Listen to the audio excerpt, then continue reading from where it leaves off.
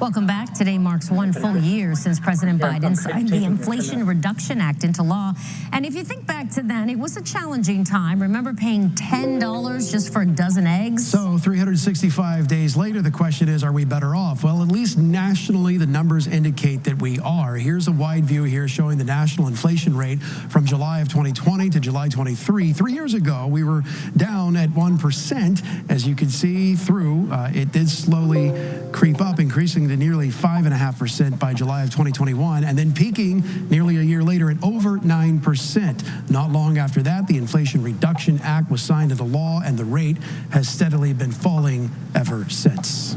Outside of bringing down inflation, one of the other primary goals, what the Biden administration calls historic climate action. They say within the past year, over 170,000 clean energy jobs have been created nationwide.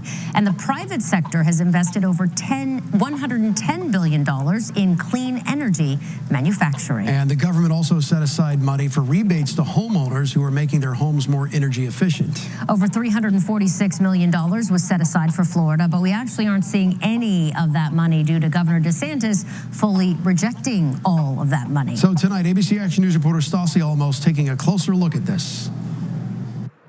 Taking a look at Governor Ron DeSantis' final veto list for 2023, you'll find he vetoed a grant for $5 million from President Biden's Inflation Reduction Act for energy programs. This was startup funding to the total $346 million Florida was to receive for 2 energy rebate programs for American families, $174 million in rebates for energy efficiency improvements, and $173 million for rebates to purchase energy-efficient home appliances. In a letter to DeSantis in July, Florida Rep. Kathy Castor wrote, Floridians already are reeling from exorbitant electric bills and the most expensive property insurance rates in the country. Now, Florida families and small businesses are being pickpocketed because you've elevated your political interest over the people's interest. I talked with USF professors from the Patel College of Global Sustainability to get their input.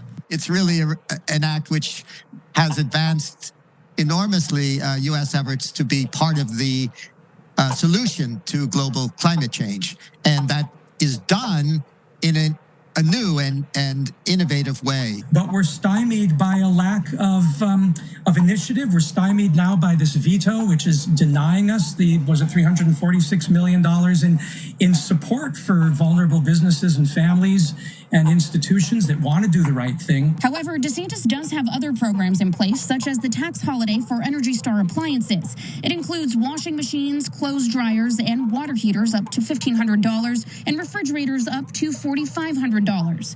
I spoke with an employee at a Tampa Bay appliance store who said the savings can be substantial on a $3,000 appliance, but customers often have to go for the cheapest used option over the most energy-efficient appliance. The professors say residents and businesses need more incentives, and the numbers show it can be cheaper. The history of renewable energy over the last 20 years is one where prices have not been stable at all. They've been precipitously declining, drastically declining. And so renewable energy has actually become far more affordable. We reached out to Governor DeSantis' office for comment, but did not receive an immediate response. In Tampa, Stassi Olmos, ABC Action News. All right, let's check back in with Chief Meteorologist Dennis Phillips as we take a live look